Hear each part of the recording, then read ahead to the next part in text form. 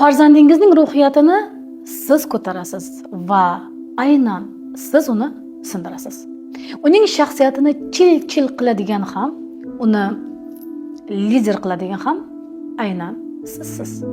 Oldingizga siz uchun arzimas, ammo o'zi uchun eng katta masala bilan kelayotgan bolangizga otangga bor, onangga bor, bekorchi emasman, vaqtim yo'q sen bilan valaqlashgani deysiz.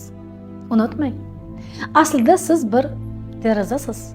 Bola esa shu derazadan dunyoni anglamoqchi bo'lgan murg'ak. Uni ochib bersangiz, dunyoni siz orqali taniydi. Unga bu deraza qaysi dunyoni ko'rsatsa, u shuni dunyo deb biladi. Siz to'g'ri deganni to'g'ri deydi. Siz go'zal deganni go'zal deydi. Agar qalb derazangizni yopsangiz, u boshqa deraza qidiradi. U baribir unga dunyoni ko'rsatadigan qalbni istaydi. O'sha begona derazadan dunyoga boqadi. Shuning uchun farzandingizni jur'atli va lider qilib tarbiyalamoqchimisiz? Uni eshiting.